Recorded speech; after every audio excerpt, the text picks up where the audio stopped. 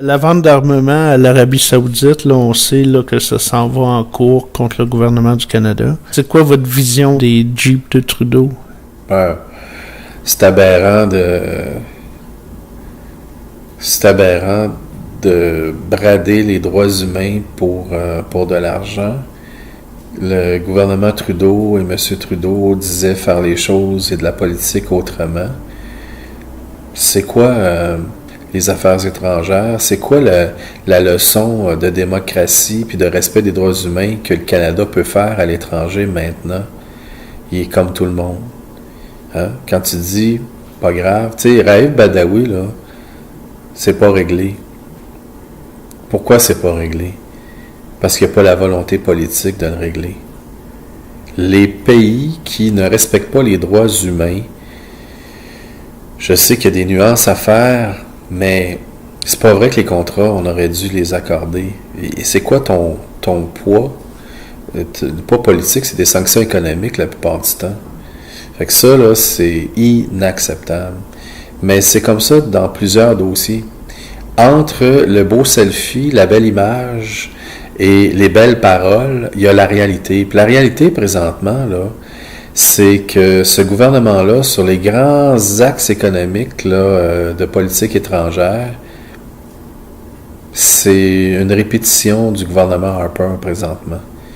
Et d'un autre côté, quand il va à Paris, puis qu'il s'engage, puis avec les belles photos et les belles images de la ministre McKenna, là, aussi jolie soit-elle, pour pas faire de jeu de mots avec la ministre du patrimoine. Non, mais ça n'a pas de bon sens. Quasiment 10 000 $ pour des photos. C'est un gouvernement d'apparaître. C'est un gouvernement d'apparaître, puis là, présentement, ils sont encore en lune de miel.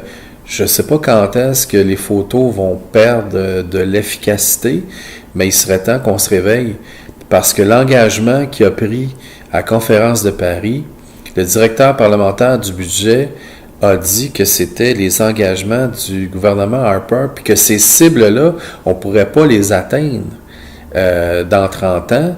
Et puis, en pire que ça, c'est qu'il fait la promotion d'Énergie Est en cachette. C'est-à-dire, s'il avait été vraiment sérieux, il aurait mis fin à ce projet-là pendant la conférence de Paris, puis se serait engagé à Paris à mettre fin à ce projet-là. Un projet totalement dément qui consiste strictement à augmenter la production de 40%. Ça ne donne pas de job au monde de Fort McMurray, ça. Ça ne leur donne pas un job présentement parce que le cours du pétrole est trop bas. Donc, mais ça met en danger des populations. Puis là, moi, j'ai vu la sortie du maire Coder aujourd'hui du Parti québécois et j'en suis. Il faut absolument que ces commissaires-là soient changés. C'est des gens qui ont été infectés par un lobby. L'ONU, de toute façon, c'était déjà nérisé parce que les conservateurs l'avaient édenté. Ben là, j'espère bien qu'on ne va pas continuer à en faire une risée.